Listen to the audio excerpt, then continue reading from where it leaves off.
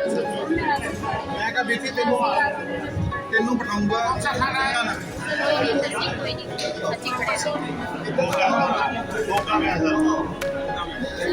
कुर्सी थोड़ी सैर से करो भाई जी प्रेस तो ਉੱਥੇ ਕਰਨੀ ਕੁਰਸੀ ਕਿਤੇ ਇੱਥੇ ਖੋਲੀ ਕੰਪਲੀਟਰੀ ਨੇ ਬਹਿਣਾ ਮੂਰੇ ਵੀਡੀਓ ਨੂੰ ਰਹਿਣ ਦੋ ਬੰਦ ਕਰੋ ਫਿਰ ਇਹ ਵੀਡੀਓ ਕੰਪਲੀਟਰੀ ਨੇ ਬਹਿਣਾ ਫਿਰ ਉਧਰਲੇ ਪਾਸੇ ਉਧਰ ਵੀ ਆ ਜਾਓ ਪਰਲੇ ਪਾਸੇ ਵੀ ਆ ਜਾਓ ਨਾ ਉਧਰ ਵੀ ਆ ਜਾਓ ਉੱਥੇ ਆ ਜਾਓ ਉੱਥੇ ਆ ਜਾਓ ਕੋਈ ਗੱਲ ਨਹੀਂ ਧੱਕਾ ਮਾਰ ਧੱਕਾ ਨਹੀਂ ਕਰਦਾ ਮੈਂ ਕਹਾ ਉਧਰ ਹੀ ਆ ਜਾਂਦਾ ਪਿਆਰ ਨਾਲ ਕਹਿ ਦੋ ਧੱਕਾ ਮਾਰ ਲੈ ਦਬਾਅ ਹੋ ਗਿਆ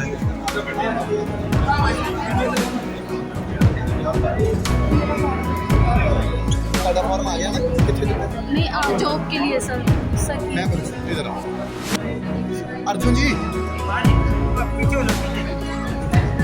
ਭਾਈ ਇਧਰਲੇ ਪਾਸੇ ਉਧਰ ਪ੍ਰੈਸ ਵਾਲੇ ਖੜੇ ਇਧਰਲੇ ਪਾਸੇ ਸਾਰੇ ਪਾਸੇ ਆਏਗੇ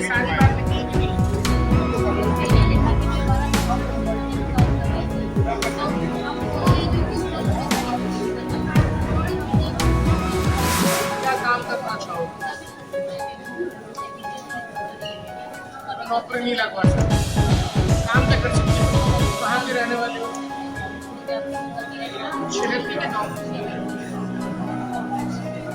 ये मेरे को ना कुछ शिकायत की उसमें सारी बात ये क्या शिकायत है खाने में मैं कोई नहीं चैनल वाला ਸਾਰਾ ਨੂੰ ਟਾਈਮ ਦੇ ਦੇ फेसबुक पर जाएंगे मेरे पेशेंट बोले रोड पे चलोगा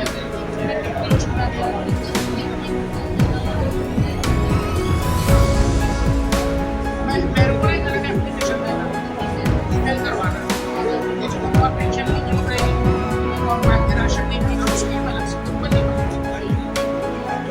ईमेल करवाना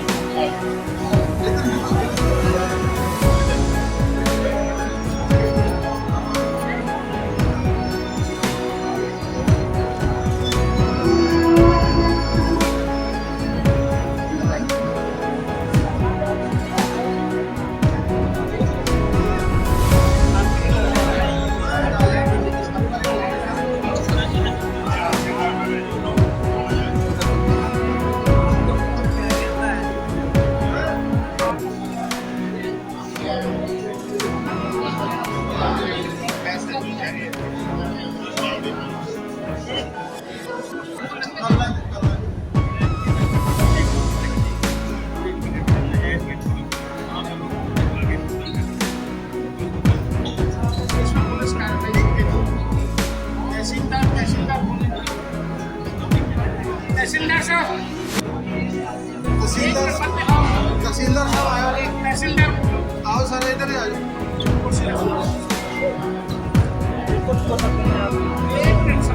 एक कुर्सी दो जी कुर्सी दो जी एक कुर्सी फड़ाओ भाई कुर्सी फड़ा दो ऊपर ही फड़ा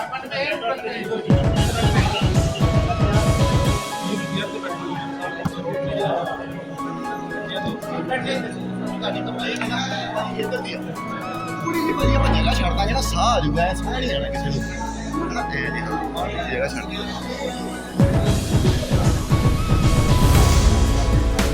बताइए क्या समझ में आया आपको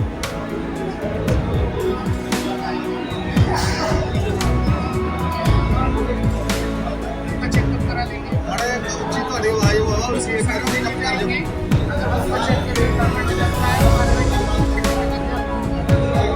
भाई सारे चुप कर लो प्लीज चुप करके बैठो भाई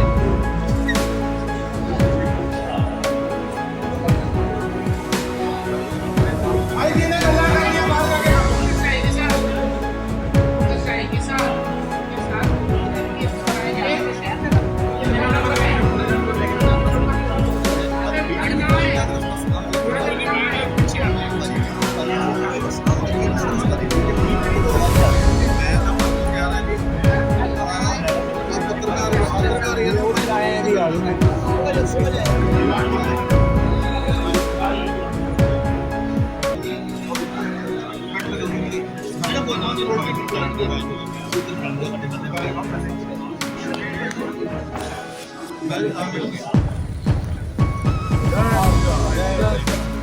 मैं नहीं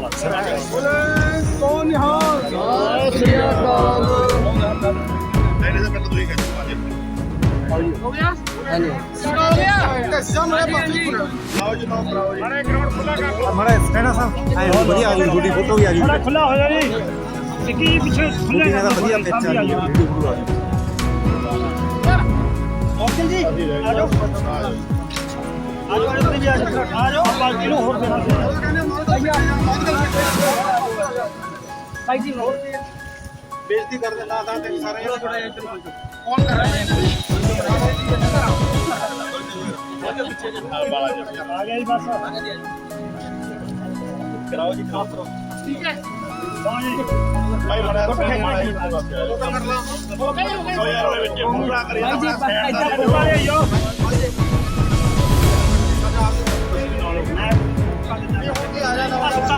थोड़ा यार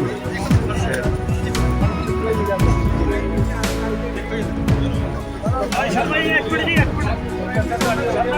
मैम के साथ फोटो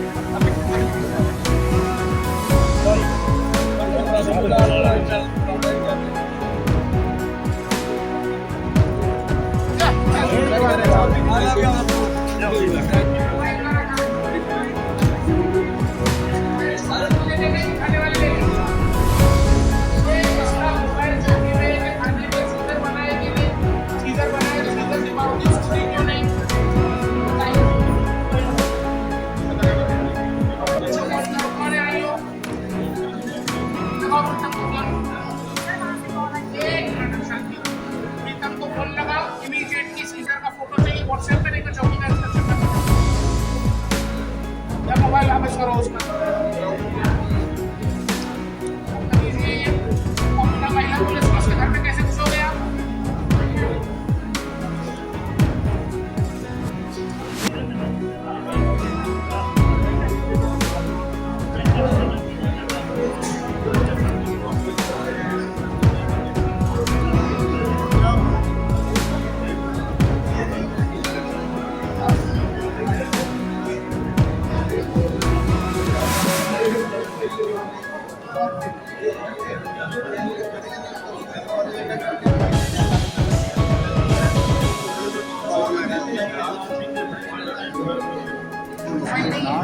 FIR लिखो मोबाइल से FIR लिखो जाओ थाने में जाके लिखो FIR हम FIR लिखवाएंगे इसी के नाम पे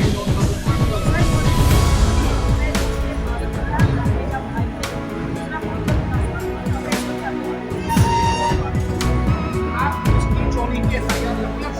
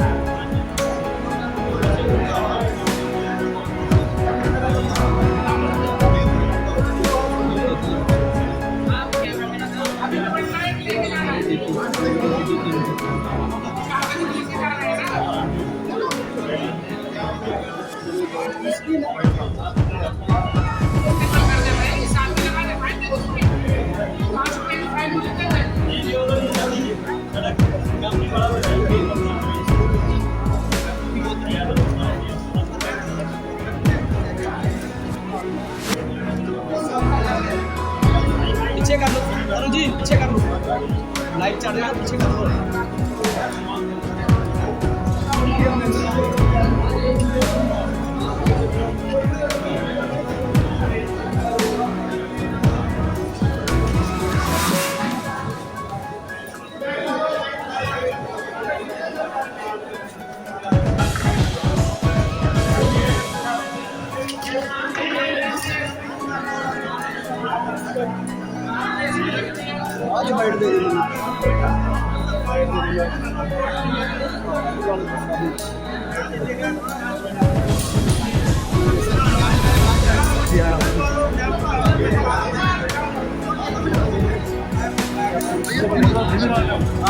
एसपी साहब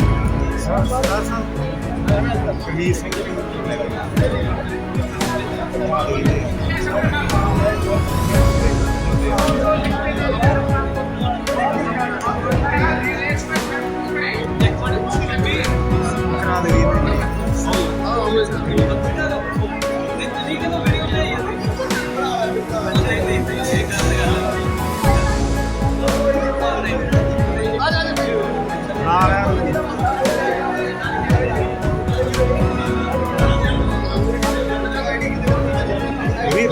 ਸੁਣ ਲਗੇ ਗੱਲ ਪਹਿਲਾਂ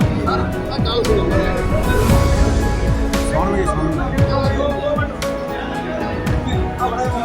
ਇਹ ਕੀ ਹੈ ਕਿ ਤੁਹਾਡਾ ਪਤਾ ਕੀ ਹੈ ਸਰ ਉਹ ਇਹਨਾਂ ਦਾ ਕਤਲ ਕੀਤਾ ਇਹ ਪ੍ਰਧਾਨ ਸਾਹਿਬ ਹੈ ਜਿਹੜੇ ਜੋ ਸਵਾਮਾ ਕਲੱਬ ਦੇ ਇਹ ਇਹਨਾਂ ਦੀ ਗੱਲ ਇਹਨਾਂ ਦੇ ਨਾਲ ਹੀ ਹੈ।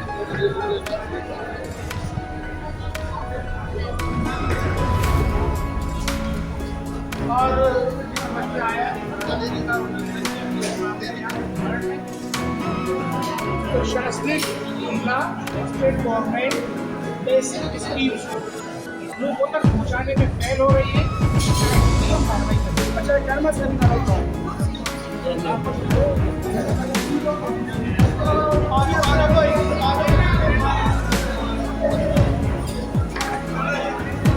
राधी तू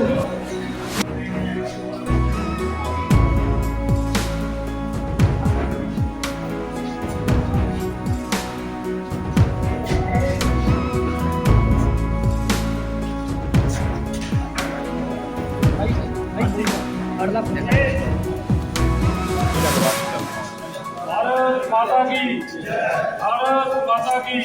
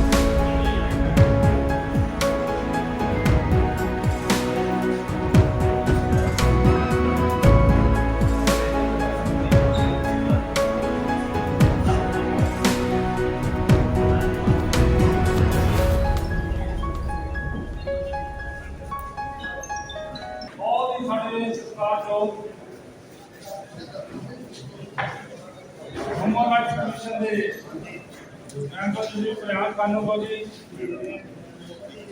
भारत सरकार वालों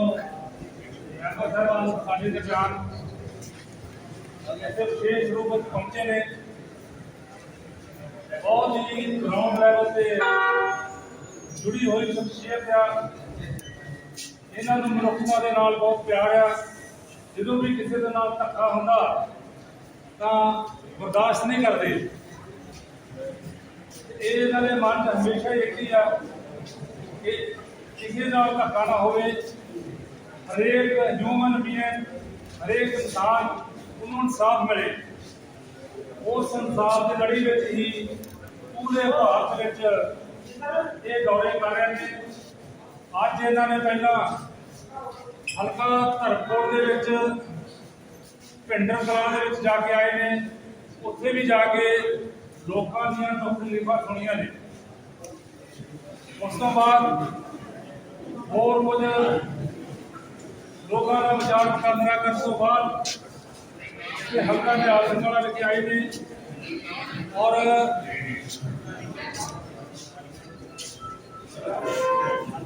ਇੱਥੇ ਹੁਣ ਸਾਡੀਆਂ ਸਾਰੀਆਂ ਇਹਨਾਂ ਨੇ ਮੁਖਤਲਿਫਾਂ ਸੁਣੀਆਂ, ਤੁਹਾਡੇ ਨਾਲ ਵਿਚਾਰ ਸਾਂਝੇ ਕਰਨੇ ਆ। ਇਸੇ ਮੀਟਿੰਗ ਦੇ ਵਿੱਚ ਸਾਡੇ ਬਹੁਤ ਹੀ ਸ਼ਖਸੀਅਤਾਂ ਡਾਕਟਰ ਸਾਹਿਬ ਪੀਸੀਏ ਸਾਹਿਬ ਆਏ ਵੀ ਆਏ ਨੇ, ਸਾਡੇ ਹਲਕਾ ਦੇ ਆਸਨਵਾਲਾ ਦੇ ਐਸਡੀਐਮ ਸਾਹਿਬ ਗਗਨਦੀਪ ਜੀ ਪ੍ਰੈਜ਼ੈਂਟ ਨੇ, ਤਹਿਸੀਲਦਾਰ ਸਾਹਿਬ ਹਾਜ਼ਰ ਨੇ, ਹੋਰ ਇੱਥੇ ਸਾਰੇ ਸਰਪੰਚ ਪ੍ਰਧਾਨ ਤੇ ਬੜੇ ਮਹੱਤਵਪੂਰਨ ਸ਼ਖਸੀਅਤਾਂ ਸਾਡੇ ਦਰਮਿਆਨ ਪੁੱਜੀਆਂ ਹੋਈਆਂ ਨੇ। ਅੱਜ ਦੀ ਜਿਹੜੀ ਇਹ ਮੀਟਿੰਗ ਮਨੋਜ ਜੀ ਉਹਨਾਂ ਦੀ ਰਹਿਨੁਮਾਈ ਦੇ ਵਿੱਚ, ਉਹਨਾਂ ਦੀ ਅਗਵਾਈ ਦੇ ਵਿੱਚ ਇਹ ਹੋ ਰਹੀ ਆ। ਮੈਂ ਉਹਨਾਂ ਦਾ ਵੀ ਬਹੁਤ ਧੰਨਵਾਦ ਕਰਦਾ ਜਿਨ੍ਹਾਂ ਨੇ ਉਚੇਚੇ ਤੌਰ ਤੇ ਬੜੇ ਯਤਨ ਕੀਤੇ ਨੇ। ਸਾਡੇ ਸਾਡੇ ਦਰਮਿਆਨ ਵਿਰਾਜਮਾਨ ਨੇ ਔਰ ਹੋਰ ਵੀ ਸਾਡੇ ਬਹੁਤ ਸ਼ਖਸੀਅਤਾਂ ਹਰਮਨ ਦੀ ਮਿਲਦਾ ਵੀ ਸਾਡੇ ਦਰਮਿਆਨ ਬਹੁਤ ਹੀ ਸਾਡੇ ਉੱਪਰਲੇ ਲੈਵਲ ਦੇ ਲੀਡਰ ਸਾਹਿਬਾਨ ਨੇ, ਉਹਦੇ ਸੂਰ ਜੀ ਬੈਠੇ ਨੇ ਸਾਡੇ ਦਰਮਿਆਨ ਉਹਨੇ ਪੱਟੀ ਜੀ ਬੈਠੇ ਨੇ, ਕੇਸੀ ਸਾਹਿਬ ਬੈਠੇ ਨੇ, ਸਰਦਾਰ ਭੁਪਿੰਦਰ ਸਿੰਘ ਜੀ, ਸਰਦਾਰ ਮੇਜਰ ਸਿੰਘ ਜੀ ਔਰ ਸਚਾਨਾ ਜੀ, ਅਰਜਨ ਜੀ ਸਾਡੇ ਨਾਲ ਸ਼ਾਮਲ ਨੇ। ਤੁਸੀਂ ਲੋਕ ਸਾਰੇ ਬਹੁਤ ਮਹੱਤਵਪੂਰਨ ਸ਼ਖਸੀਅਤਾਂ ਦੇ ਇੱਥੇ ਵਿਰਾਜਮਾਨ ਜੇ ਔਰ ਆਪਣਾ ਕੀਮਤੀ ਟਾਈਮ ਕੱਢ ਕੇ ਅੱਜ ਇਹ ਸ਼ਖਸੀਅਤ ਇਹਨਾਂ ਦੇ ਬਿਆਨ ਦੇ ਵਿਚਾਰ ਸੁਣਨ ਲਈ, ਇਹਨਾਂ ਨੂੰ ਆਪਣੇ ਦੁੱਖ ਦਰਦ ਸੁਣਾਉਣ ਲਈ ਤੁਸੀਂ ਵਿਸ਼ੇਸ਼ ਰੂਪ ਵਿੱਚ ਪਹੁੰਚੇ ਨੇ। ਤੁਹਾਡਾ ਸਾਰਿਆਂ ਦਾ ਮੈਂ ਬਹੁਤ ਬਹੁਤ ਧੰਨਵਾਦ ਕਰਦਾ ਕਿਉਂਕਿ ਮੈਂ ਟਾਈਮ ਜ਼ਿਆਦਾ ਨਹੀਂ ਜਾਣਾ। ਮੈਂ ਇੱਕ ਬੇਨਤੀ ਕਰਨੀ ਹੈ, ਉਦੇ ਜੀ ਨੂੰ ਮੈਂ ਰਿਕੁਐਸਟ ਕਰੂੰਗਾ, ਉਦੇ ਜੀ 2 ਲਫ਼ਜ਼ ਬੋਲਣਗੇ, ਉਸ ਤੋਂ ਬਾਅਦ ਅਸੀਂ ਅੱਛੇ ਤੌਰ ਤੇ ਵਿਸ਼ੇਸ਼ ਤੌਰ ਤੇ ਅਸੀਂ ਬਿਆਨ ਕਰ ਦਿੱਤਾ ਉਹਨਾਂ ਨੂੰ ਵੈਲਕਮ ਕਰਦਾ उसके और सामने। Thank you very much. मैं वो बात नहीं कर सकता जो अच्छी लगे हमेशा कॉमेडी शो चलाना मेरा काम थोड़ी गंभीर बात है। तो गंभीर बात यह है कि हमको जो है अपने धर्म परिवर्तन के माफिया से साथ लेकर के लड़ना होगा और उसके लिए क्या जरूरी है, जो पिंड के प्रधान लोग हैं, जो सरपंच लोग हैं, जो गांव के मुअस्सिस लोग हैं, उनको ये तय करना पड़ेगा कि बिना परमिशन के जो ये घरों के कमरे में चर्च बना के प्रार्थना करते हैं ना और फिर उसके बाद लोगों का धर्म बदल देते हैं, ये अड्डे हमको बंद करने पड़ेंगे। इसके लिए हमको गांव की पंचायत में, चौपाल में, बारों में, मंदिरों में बात करनी पड़ेगी। अबे धर्म परिवर्तन अगर हमने खत्म नहीं किया तो एक सबसे बुरी बात आपके बीच में कहते जाऊंगा, वो ये 1947 में हमारे टुकड़े पार्टीशन के नाम पे केवल इसलिए हुए क्योंकि मजहबी आधार पे इस इलाके की डेमोग्राफी बदल गई और डेमोग्राफी बदलने के कारण हमने बंटवारे का एक बहुत बड़ा आघात झेला। अगर हमने अभी धर्म परिवर्तन नहीं रोका तो हमारी आने वाली पीढ़ियां इस प्रकार के आघात को झेलेगी। इसलिए हमें धर्म परिवर्तन को आज रोकना पड़ेगा। आपकी जो समस्या हो, जो शिकायत हो, जो सुझाव हो, वो सुनने के लिए मैं बैठा हूँ। सबको सत श्री अकाल।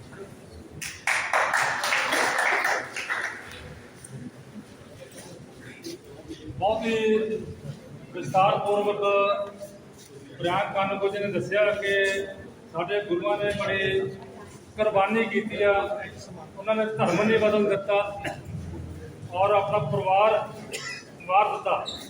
ਉਹ ਇਸ ਚੀਜ਼ ਦਾ ਬਹੁਤ ਵਿਸ਼ੇਸ਼ ਧਿਆਨ ਦੇਣ ਦੀ ਲੋੜ ਹੈ। ਬੜਾ ਚਿੰਤਾ ਦਾ ਵਿਸ਼ਾ ਵਾ ਔਰ ਪੈਨਸ਼ਨਾਂ ਬਾਰੇ ਦੱਸਿਆ ਕਿ ਉਹ ਦੁਗਣੀਆਂ ਮਿਲਦੀਆਂ ਨੇ। ਆਯੁਸ਼ਮਾਨ ਕਾਰਡ ਬਾਰੇ ਦੱਸਿਆ ਜਿਨ੍ਹਾਂ ਦੇ ਨਹੀਂ ਬਣਦੇ ਉਹ ਭਾਰਤ ਸਰਕਾਰ ਬਣਾ ਰਹੀ ਆ, ਉਹਦੇ ਤੇ ਵੀ ਪੂਰਾ ਜ਼ੋਰ ਦਿੱਤਾ। ਮੈਂ ਨਾਲ ਥੋੜ੍ਹਾ ਜਿਹਾ ਧਿਆਨ ਵੀ ਲਿਆਉਣਾ ਚਾਹੁੰਦਾ ਬੈਂਕ ਜੀ, ਪਿਛਲੀ ਵਾਰ ਅਸੀਂ ਘੱਟੋ ਘੱਟ 50 ਪਿੰਡਾਂ ਦੇ ਵਿੱਚ ਆਯੁਸ਼ਮਾਨ ਕਾਰਡ ਦੀ ਜਿਹੜੀ ਯੋਜਨਾ ਚਲਾ ਰਹੇ ਸੀ, ਪਰ ਪੰਜਾਬ ਸਰਕਾਰ ਨੇ ਸਾਨੂੰ ਸਾਡੇ ਜ਼ਿਲ੍ਹਾ ਪ੍ਰਧਾਨ ਸਾਬਕਾ ਐਮਐਲਏ ਔਰ ਮੈਨੂੰ ਸਾਨੂੰ ਗ੍ਰਿਫਤਾਰ ਕਰ ਲਿਆ ਸੀ। ਉਹ ਉਹਨਾਂ ਨੇ ਬਹੁਤ ਜ਼ਿਆਦਤੀ ਕੀਤੀ ਹੈ ਸਾਡੇ ਨਾਲ। ਉਹਦੇ ਸੰਬੰਧ ਦੇ ਵਿੱਚ ਵੀ ਸਾਡੇ ਧਿਆਨ 'ਚ ਅੱਜ ਜਾਂਦਾ ਵਾ। ਜੇ ਅਗਲੀ ਕੋਈ ਕਾਰਵਾਈ ਜੇ ਸਾਨੂੰ ਹੁਣ ਤੋਂ ਰੁਕਾਵਟ ਤਾਂ ਨਹੀਂ ਆਈ ਤਾਂ ਅਸੀਂ ਤੁਹਾਡੇ ਧਿਆਨ 'ਚ ਰੱਖਾਂਗੇ। मैं एक बात जो है ये कहना चाहता हूँ, यदि प्रधानमंत्री मोदी की चलाई स्कीम जो गरीब के लिए, उस स्कीम के और गरीब के बीच में कोई भी आएगा हम उसको नहीं छोड़ेंगे। आइंदा आपके साथ ऐसी कोई हरकत हो, आप आधी रात में फोन करो, मैं 4 घंटे में यहाँ आ जाऊँ। लेकिन हम किसी गरीब के लाभ की स्कीम को, उसके अधिकार की स्कीम को उस तक पहुंचाने की किसी भी साजिश के आगे झुकेंगे नहीं। ये तय बात। ਬਹੁਤ ਬਹੁਤ ਧੰਨਵਾਦ। ਸਾਡੇ ਦਰਮਿਆਨ 'ਚ ਸਾਬਕਾ ਐਮਪੀ ਸਰਦਾਰ ਕੇਵਲ ਸਿੰਘ ਜੀ ਇੱਥੇ ਆਏ ਜਿਹਦੇ ਤੋਂ ਉਹਨਾਂ ਦਾ ਵੀ ਅਸੀਂ ਇੱਥੇ ਸਵਾਗਤ ਕਰਦੇ ਹਾਂ। ਮੈਂ ਹੁਣ ਮਨੋਜ ਜੀ ਨੂੰ ਬੇਨਤੀ ਕਰੂੰਗਾ ਕਿ ਉਹ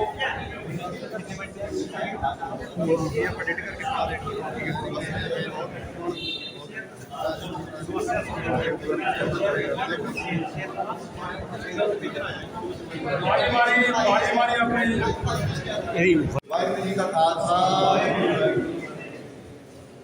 ਆਪਾਂ ਸਾਰੇ ਇੱਥੇ ਮੇਰੇ ਵੀਰ ਭੈਣ ਵੱਡੇ ਆਪਾਂ ਸਾਰੇ ਇੱਥੇ ਇਕੱਠੇ ਹੋਏ ਆ। ਸਾਡੇ ਵਿੱਚ ਭਾਰਤ ਸਰਕਾਰ ਤੋਂ ਰਾਸ਼ਟਰੀ ਮਾਨਵ ਅਧਿਕਾਰ ਆਯੋਗ ਦੇ ਸਦੱਸਿਆ ਸ਼੍ਰੀ ਪ੍ਰਿਯੰਕਾ ਰੁੰਗੋ ਜੀ ਪਹੁੰਚੇ ਹੈ। ਇੱਥੇ ਆਉਣ ਦਾ ਇੱਕੋ ਮੰਤਵ ਹੈ ਕਿ ਇਸ ਖਿੱਤਾ, ਇਸ ਹਲਕਾ, ਇਸ ਪਿੰਡ ਦੀਆਂ ਕੀ ਮੁਸ਼ਕਲਾਂ ਹੈ ਤੇ ਉਹਦੇ ਨਾਲ ਕਿਸ ਤਰੀਕੇ ਨਾਲ ਉਹਨਾਂ ਮੁਸ਼ਕਲਾਂ ਦਾ ਹੱਲ, ਉਹਨਾਂ 'ਚ ਮਦਦ ਕਿੱਦਾਂ ਕੀਤੀ ਜਾ ਸਕਦੀ ਹੈ। ਆਹ ਸਾਰਾ ਤੁਹਾਡੇ ਤੱਕ ਆਉਣ ਦਾ ਯਤਨ ਇਹਦੇ ਨਾਲ ਜੁੜਿਆ ਹੋਇਆ ਤੇ ਤੁਹਾਨੂੰ ਵੀ ਇਹੀ ਬੇਨਤੀ ਹੈ ਕਿ ਇੱਥੇ ਅਸੀਂ ਪਿੱਛੇ ਕਈ ਕਾਰਜਕ੍ਰਮ ਪਿਛਲੇ 3 ਦਿਨ ਤੋਂ ਕਰਦੇ ਆ ਰਹੇ ਹਾਂ। तो बेनती यही है कि जो भी ਤੁਹਾਡੀਆਂ ਮੁਸ਼ਕਲਾਂ ਹੈ ਇੱਥੇ ਸ਼੍ਰੀ ਪ੍ਰਿਆਗ ਜੀ ਆਪਣੇ ਵਿਚਾਰ ਵੀ ਰੱਖਣਗੇ। ਨਾਲ ਤੁਹਾਡੀਆਂ ਮੁਸ਼ਕਲਾਂ ਜੋ ਵੀ ਤੁਹਾਨੂੰ ਆ ਰਹੀਆਂ ਹੈ ਅਲੱਗ-ਅਲੱਗ ਚੀਜ਼ਾਂ ਨਾਲ ਇਸ ਖਿੱਤੇ, ਇਸ ਪੰਜਾਬ ਧਰਤੀ, ਇਸ ਪਿੰਡ, ਇਸ ਜ਼ਿਲ੍ਹੇ ਦੀਆਂ ਉਹ ਸੁਣਨਾ ਇਸ ਸਾਰੀ ਫੇਰੀ ਦਾ ਮੇਨ ਔਚਿੱਤਯ ਹੈ। ਤੇ ਤੁਹਾਨੂੰ ਇਹੀ ਬੇਨਤੀ ਹੈ ਕਿ ਤੁਸੀਂ ਵੱਧ ਤੋਂ ਵੱਧ, ਮੈਨੂੰ ਲੱਗਦਾ ਸਭ ਕੋਲੇ ਐਸਪੀ ਸਾਹਿਬ ਜਿਹੜੀਆਂ ਫਾਰਮ ਹੈ ਸਭ ਨੂੰ ਦੇ ਦਿੱਤੇ ਗਏ ਨੇ। ਕੁਛ ਵੀ ਤੁਹਾਡਾ ਫਿਰ ਵੀ ਉਹਦੇ ਨਾਲ ਤੁਹਾਡੀ ਜੁੜਦੀ ਕੋਈ ਗੱਲ ਹੈ, ਤੁਸੀਂ ਆਪਣੀ ਗੱਲ ਰੱਖ ਸਕਦੇ ਹੋ। ਹੁਣ ਮੈਂ ਆਪਣੀ ਗੱਲ ਨੂੰ ਜ਼ਿਆਦਾ ਲੰਬਾ ਨਹੀਂ ਕਰੂੰਗਾ ਤੇ ਮੈਂ ਬੇਨਤੀ ਕਰੂੰਗਾ ਸ਼੍ਰੀ ਪ੍ਰਿਆਗ ਕਰ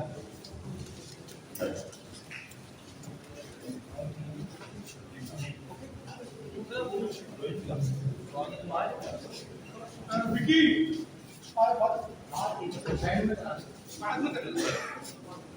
सत श्री अकाल जी। देखिए, आज मैं आप लोगों के बीच में केवल इसलिए आया हूं कि जो भी आपके अधिकार, जो संविधान ने भारत के नागरिकों को अधिकार दिए, वो अधिकार नागरिकों तक पहुंचाने के लिए पार्लियामेंट कानून बनाती है और सरकार स्कीम बनाती है। अब सरकार की स्कीम और कानून के वाले अधिकार वो आपको पूरे मिल रहे हैं कि नहीं, वो मैं जानने के लिए केवल यहाँ आई। यहाँ माताएं बहनें बैठी हैं, चावल बनाते हैं घर में, चावल पकाया नहीं, वो एक दाना देख के पता चलता है, पूरा का पूरा बर्तन तो नहीं देखते, एक दाने से पता चलता है। तो इस पिंड में आने का जो मेरा पर्पस है, जो भाई साहब ने बताया, ये तो एमएलए का गांव है। कितने एमएलए बने इस गांव से? 5। तो इससे बढ़िया तो पिंड हो ही नहीं सकता। या चावल पके कि नहीं पके ये पता चल जाए, एक दाना टटोल के पता चलता है कि पूरे सूबे की हालत क्या है, पूरे जिले की हालत क्या है, पूरे ब्लॉक की हालत क्या है। तो मैं केवल यहाँ पे आपकी जो बेसिक समस्याएं हैं उन पर बात करने आया हूँ। एक बार 3 बातें करूंगा। हमारी जो रोजमर्रा की छोटी छोटी बातें हैं उस पर कई बार हमारा ध्यान नहीं होता, कई बार सरकार के लोगों का ध्यान नहीं होता। मसलन गरीब के लिए राशन ना मिलना बड़ी समस्या है। क्या ऐसे कोई लोग हैं जिनकी राशन पर्ची नहीं बनी, राशन नहीं मिल रहा? अगर हमारे पिंड में कोई ऐसे लोग हैं जो जरूरतमंद हैं, जिनकी राशन की पर्ची नहीं आई, जिनका राशन डिपो से नहीं मिल रहा या डिपो में राशन की बदमाशी है, वो शिकायत आप मुझे बताइए। हमारे बीच में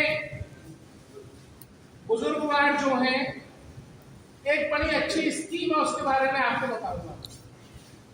70 साल से ज्यादा उम्र के जो भी बुजुर्ग हैं पूरे प्रदेश, पूरे सूबे में, पूरे भारत में, उनका प्राइवेट अस्पताल में इलाज 5 लाख रुपए तक का इलाज फ्री में हो, इसके लिए स्कीम बनी।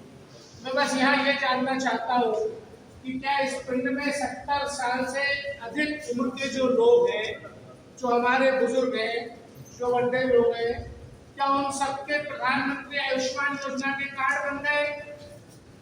क्या 5 लाख के इलाज वाला कार्ड बना कि नहीं बना? सबके बन गए?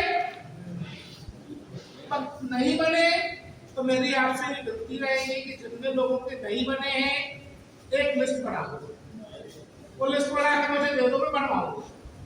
ये राज्य सरकार को बनवाना चाहिए। नहीं बने तो हम नोटिस करेंगे, उनको बुलाएंगे, उनसे सब लोगों को राशन जिनको नहीं मिल रहा है एक लिस्ट उनकी बना दो। ठीक बात है। जिन विधवा महिलाओं को पेंशन नहीं मिल रही एक सूची उनकी बना दो। ऐसे बच्चे जो अनाथ हैं, जिनके ऊपर बाप का साया नहीं है और परिवार में आय का साधन नहीं है, एक लिस्ट उनकी बना दो जिनको सहायता नहीं मिल रही। ऐसी मेरी बहनें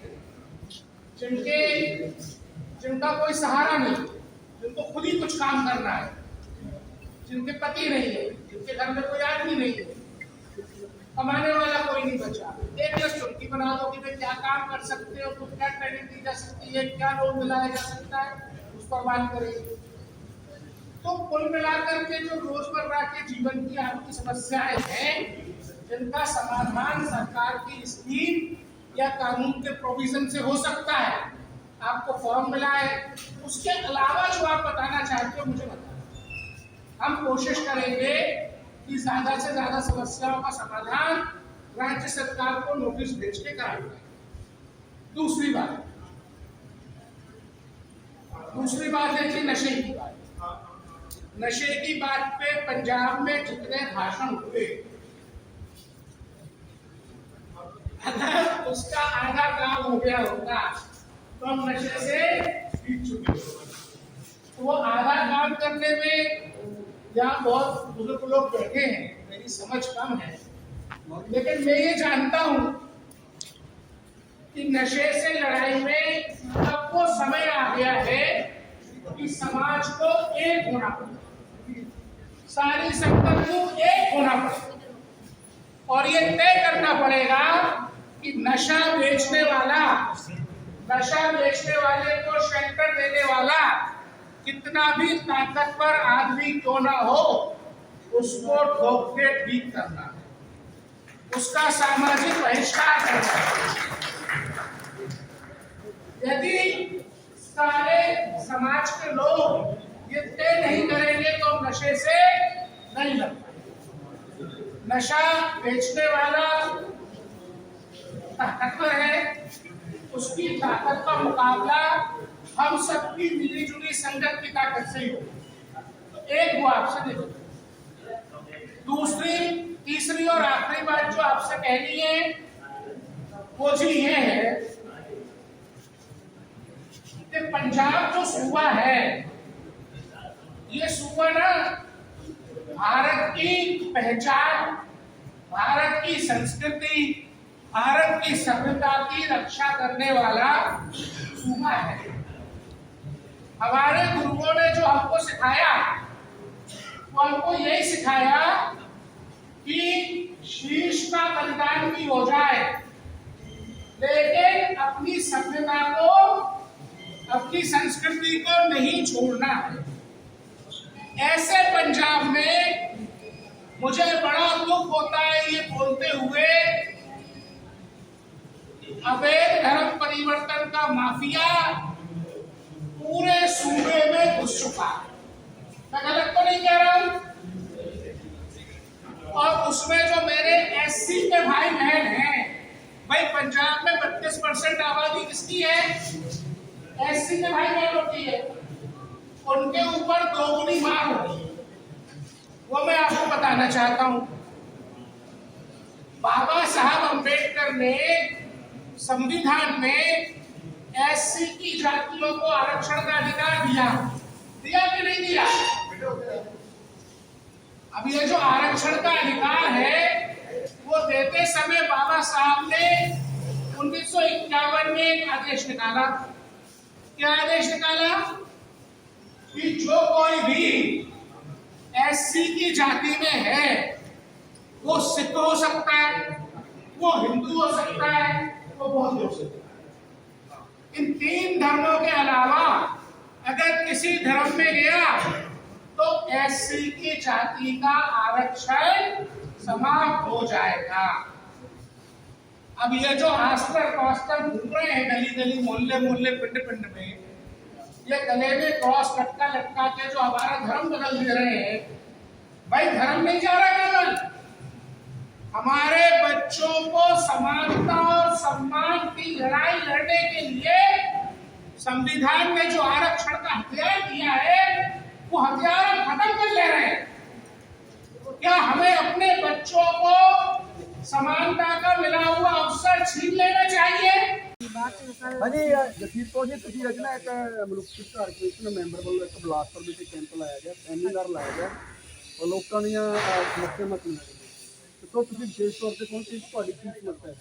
ਸਰ ਸਾਡੀ ਤਾਂ 1 ਸਾਲ ਤੋਂ ਜਿਹੜਾ ਪੁਰਾਣਾ ਧਰਨਾ ਚੱਲਦਾ NH 254 ਰੋਡ ਨੂੰ ਲੈ ਕੇ, ਤਾਂ ਉਸ ਸੰਬੰਧ ਵਿੱਚ ਅਸੀਂ ਆਏ ਕਿਉਂਕਿ ਸਾਡੀ ਪ੍ਰਸ਼ਾਸਨ ਨੇ, ਸਰਕਾਰਾਂ ਨੇ, ਪੰਜਾਬ ਦੀਆਂ ਨੇ, ਕਿਸੇ ਲੀਡਰ ਨੇ ਕੋਈ ਗੱਲਬਾਤ ਨਹੀਂ ਸੁਣੀ। ਸਾਡੇ ਬਹੁਤ ਸਤਿਕਾਰਯੋਗ ਵੀਰ ਜੀ ਤੇ ਸਾਡੇ ਸੁਰਿੰਦਰ ਵੀਰ ਜੀ ਦਾ ਸਾਡਾ ਇਹਨਾਂ ਨਾਲ ਤਾਲਮੇਲ ਹੋਇਆ। ਚਲੋ ਸਾਡੇ ਧਰਨੇ ਚਾਹੁੰਦੀ ਵੀ ਰਹੇਗਾ, ਕੁਛ ਚੀਜ਼ਾਂ ਕਰਕੇ ਉਹਦੇ ਚਲੋ ਮਸਲੇ ਦਾ ਨਹੀਂ ਹੱਲ ਹੋਇਆ ਤੇ ਇਹ ਕਾਰਨ ਬਣ ਗਿਆ। ਜਿਹੜਾ ਸਾਡਾ ਅੱਜ ਆਉਣ ਦਾ ਕਾਰਨ ਸੀਗਾ, ਸਾਨੂੰ ਵੀਰ ਜੀ ਹੁਣਾਂ ਵੱਲੋਂ ਕਾਲ ਦਿੱਤੀ ਗਈ ਕਿ ਭੈਣ ਜਿਹੜਾ ਤੁਹਾਡਾ ਮਸਲਾ ਹੈ ਵੀ ਸਾਡੇ ਕੋਲੇ ਵੀ ਮਤਲਬ ਮੁਲਾਜ਼ਮ ਆਏ ਹੋਏ ਆ ਪੁਲਿਸ ਸੈਂਟਰ ਤੋਂ ਅਧਿਕਾਰੀ ਵੀ ਆਪਾਂ ਉਹਨਾਂ ਨੂੰ ਜਿਹੜਾ ਮਸਲਾ ਉਹ ਧਿਆਨ ਚ ਸੱਦੇ ਤੇ ਅਸੀਂ ਪਹੁੰਚੇ, ਸਾਨੂੰ ਕੋਈ ਪਤਾ ਨਹੀਂ ਸੀ ਸਾਰਾ ਐਪਲੀਕੇਸ਼ਨ ਸਬਮਿਟ ਕਰਨੀ? ਹਾਂਜੀ ਹਾਂਜੀ, ਇਹਨਾਂ ਨੇ ਲੈ ਲਈ ਆ ਨਾਲ ਫਾਰਮ ਭਰਾ ਕੇ ਸਭ ਕੁਝ ਲੈ ਆਈ ਤੇ ਵਿਸ਼ਵਾਸ ਵੀ ਦਿਵਾਇਆ ਵੀ ਜੇਕਰ ਤੁਹਾਡੇ ਮਕਾਨ ਜਿਹੜੇ ਹੈਗੇ ਸੜਕ ਦੇ ਵਿੱਚੋਂ ਦੇ ਨੁਕਸਾਨ ਹੁੰਦਾ ਤੇ ਤੁਹਾਨੂੰ ਅਸੀਂ ਮਕਾਨ ਬਣਾ ਕੇ ਦਿੱਤੇ ਜਾਣਾ। ਕੋਈ ਸਮਾਂ ਦਿੱਤਾ ਐਪਲੀਕੇਸ਼ਨ ਦਾ? ਨਹੀਂ, ਸਮਾਂ ਤਾਂ ਨਹੀਂ ਦਿੱਤਾ, ਪਰ ਉਹ ਕਹਿੰਦੇ ਵੀ ਜਦੋਂ ਅਸੀਂ ਜਾ ਕੇ ਸਾਰੀਆਂ ਕੰਪਲੇਨਾਂ ਅਸੀਂ ਪੜਾਂਗੇ ਤੇ ਉਹਨਾਂ ਦਾ ਸਾਰਿਆਂ ਦੇ ਅਸੀਂ ਵੀ ਵਧੀਆ ਫੈਸਲਾ ਕਰਾਂਗੇ। ਸੋ ਸਾਡੇ ਨਾਲ ਮਾਨਯੋਗ ਸਾਬਕਾ ਐਸਪੀ ਮੁਖਤਿਆਰ ਸਿੰਘ ਵੀ ਨੇ, ਸੋ ਇਹਨਾਂ ਨੇ ਉਸ ਸੈਮੀਨਾਰ ਦੀ ਅਗਵਾਈ ਕੀਤੀ, ਉਹਨਾਂ ਨਾਲ ਗੱਲਬਾਤ ਕਰਦੇ। ਹਾਂਜੀ ਸਰ ਜੀ, ਅੱਜ ਦੇ ਸੈਮੀਨਾਰ ਬਾਰੇ ਕੀ ਕਹੋਗੇ? ਦੇਖੋ, ਇਹਨਾਂ ਦਾ ਮੈਟਰ ਜਿਹੜਾ ਉਹ ਦੇਖਦੇ ਹਾਂ ਕਿ ਜੋ ਪੰਜਾਬ ਸਰਕਾਰ ਨੇ ਉਹਨਾਂ ਜਿਹੜੀ ਸੜਕ ਬਣੀ ਹੈ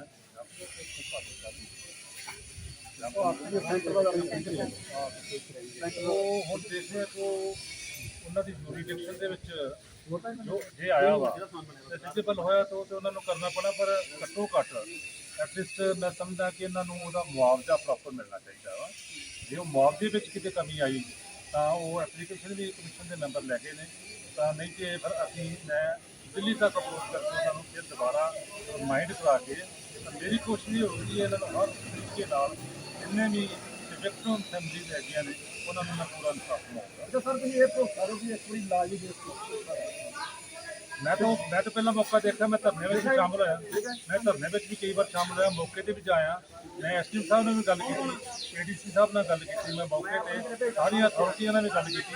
ਇਹਨਾਂ ਨੇ ਜਿਹੜਾ ਇੰਜਸਟਿਸ ਨਹੀਂ ਹੋਣਾ ਚਾਹੀਦਾ, ਇਹ ਤਾਂ ਤੁਹਾਨੂੰ ਪਤਾ ਸਾਰਾ ਕੁਝ। ਮੈਨੂੰ ਉਸ ਮੈਟਰ ਬਾਰੇ ਸਾਰਾ ਪਤਾ ਵਾ। ਇਹਨਾਂ ਦੀ ਗੱਲ ਜਿਹੜੀ ਉਹ ਦਿੱਲੀ ਪਹੁੰਚ ਗਈ ਆ, ਹੁਣ ਮੈਂ ਦਿੱਲੀ ਜਾ ਕੇ ਆਪ ਤੋਂ ਪੈਰਵੀ ਕਰਕੇ ਕਰਾਉਂਗਾ, ਲੇਕਿਨ ਮੇਰੇ ਤੱਕ ਥੋੜਾ ਜਿਹਾ ਮੇਰੇ ਨਾਲ ਵੀ ਤਾਲਮੇਲ ਰੱਖਣਾ ਪੈਣਾ ਤਾਂ ਹੀ ਆਪਾਂ ਜਿਹੜੇ ਸਵਾਲ ਦੇ ਕੇ ਅਪਰੋਚ ਕਰਕੇ ਪਹੁੰਚ ਸਕਦੇ। ਸਰ ਜੀ, ਅੱਜ ਪਿੰਡ ਬਲਾਸਪੁਰ ਵਿੱਚ ਸੈਮੀਨਾਰ ਇਹਦੇ ਬਾਰੇ ਜਾਣਕਾਰੀ ਦਿਓ, ਕਾਹਦਾ ਸੈਮੀਨਾਰ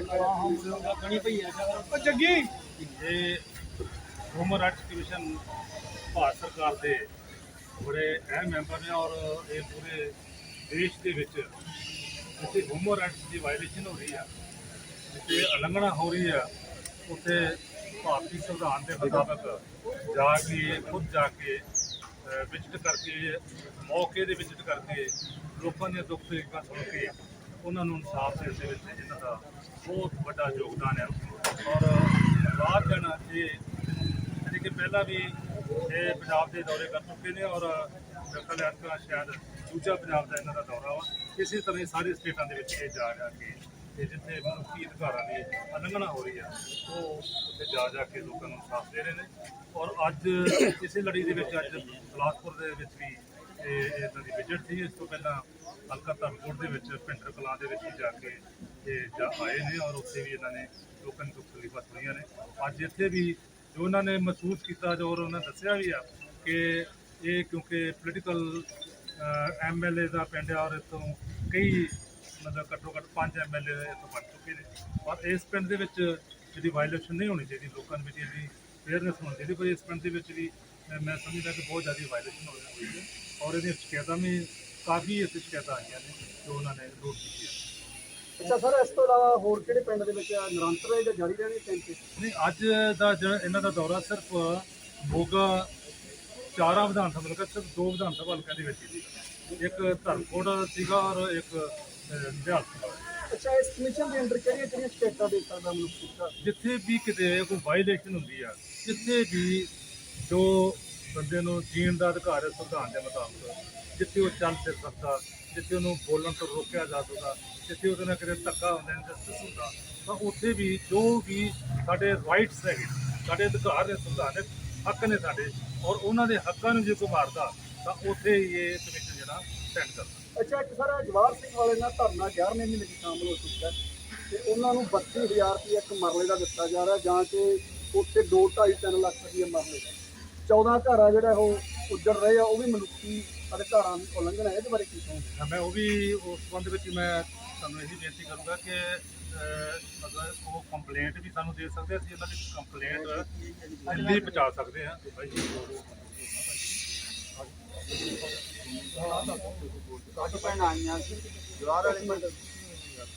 ਹਾਂਜੀ, ਉਹ ਕੰਪਲੇਂਟ ਜਿਹੜੀ ਆ ਉਹ ਬੇਸ਼ੱਕ ਸਾਨੂੰ ਪਹੁੰਚਾ ਦੇਣਾ, ਅਸੀਂ ਕਹਾਂ ਕਿ ਪਹੁੰਚਾ ਦਾਂਗੇ ਔਰ ਜਾਂ ਸਿੱਧੀ ਦਿੱਲੀ ਵੀ ਜਾ ਸਕਦੇ। ਉਹ ਉਹਨਾਂ ਦਾ ਹੱਕ ਬਣਦਾ ਵਾ, ਜਿੱਥੇ ਉਹਨਾਂ ਦੇ ਜਿਹੜਾ ਘਰ ਤੋਂ ਵੰਚਿਤ ਨੇ ਉਹਨਾਂ ਨੂੰ ਮੇਰੇ ਖਿਆਲ ਸਹੂਲਤ ਮਿਲਣੀ ਚਾਹੀਦੀ ਆ ਔਰ ਉਹਨਾਂ ਦੇ ਹੱਕ